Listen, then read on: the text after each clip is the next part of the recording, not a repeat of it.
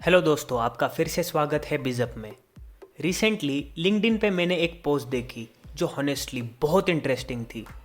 ये देखिए, 1990 में 1 केजी गोल्ड से मारुति 800 कार खरीद सकते थे।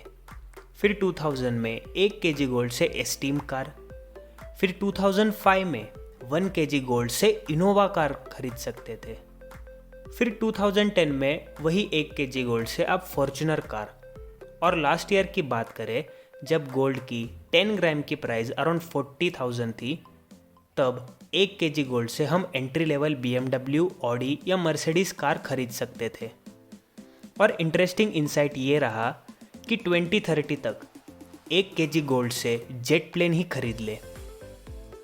आप एक बात समझ गए होंगे कि गोल्ड की वैल्यू हमेशा बढ़ती जा रही है। और आज की बात करें तो 10 ग्राम गोल्ड की प्राइस अराउंड 53,100 रुपीज़ है। पर क्यों हुआ ऐसा, कभी आपने सोचा है? चलिए आज इसके बारे में बात करते हैं।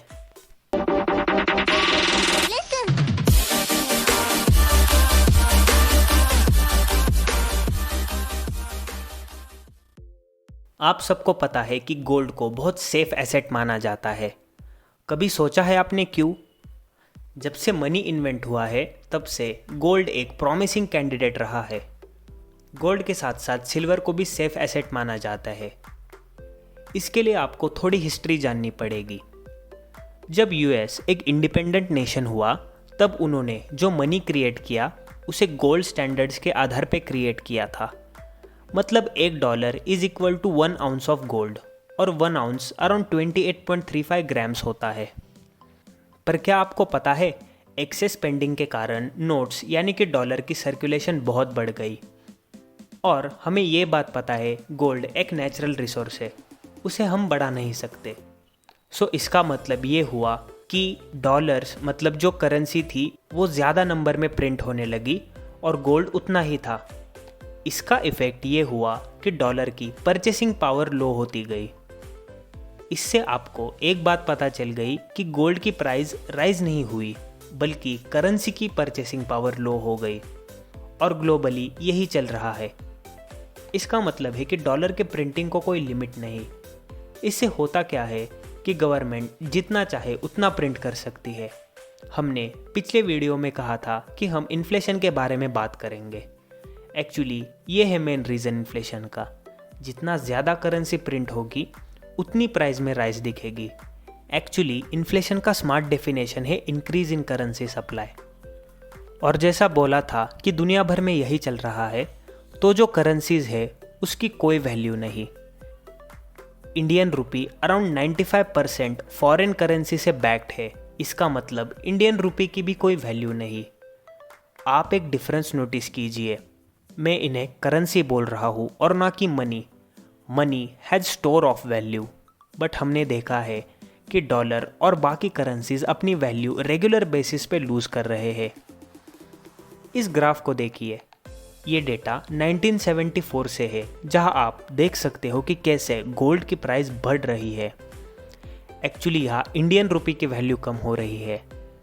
बीच में जो आपको अप्स एंड डाउन्स दिख रहे हैं वो मार्केट कंडीशन के कारण दिख रहे हैं, बट ओवरऑल प्राइस ग्रो ही कर रही है। आपने रिसेंटली देखा ही होगा कि गोल्ड की प्राइस अराउंड 56,500 रुपीज़ पर 10 ग्राम हुई थी, बट फिर कम होके अभी की रिसेंटली प्राइस जब रिकॉर्ड कर रहा हूँ, मतलब 28 अगस्त को अराउंड 53,100 रुपीज़ पर 10 ग्राम है। ऐसा क्यों हुआ? देखिए, इस पेंडेमिक के कारण कंपनीज ऑपरेट नहीं कर रही थी। इसका सीधा इफेक्ट उनके रेवेन्यूज़ पे दिख रहा था, और इसके कारण इन्वेस्टर्स अपने पैसे को गोल्ड की तरफ ले जा रहे थे। इसके कारण गोल्ड की डिमांड बढ़ गई और प्राइस राइज होने लगी। पर जब रशिया ने रिसेंटली अपना वैक्सीन लॉन्च किया, तो इन्वेस्टर्स को लगा कि दिस इज़ राइट टाइम, क्योंकि अब इकोनॉमी रिकवर करेंगी और स्टॉक्स अच्छा परफॉर्म करेंगे। सो गोल्ड की डिमांड कम हो गई और हेंसफॉर उसकी प्राइस भी। एक्चुअली स्पीकिंग, आप थोड़े कंफ्यूज हो गए होंगे कि मैं क्या बोल रहा हूँ, गोल्ड, करेंसी, मनी वगैरह। पर अगर आपको इसके बारे में ज़्यादा जानना है तो यूट्यूब पे आप माइक मेलोनी नाम के चैनल पे जाके उनकी सीरीज़ देख सकते हो। आपको बहुत वैल्यूएबल इंसाइट्स मिल जाएंगी। उनके चैनल की लिंक मैंने नीचे डिस्क्रिप्शन में दे रखी है। अगर आपको हमारी वीडियो अच्छी लगी हो तो इसे ज़रूर लाइक और शेयर कीजिएगा और कमेंट करके बताइए आपके व्यूज़ क्या है। मिलते हैं आपसे अगली वीडियो में, तब तक के लिए गुड बाय।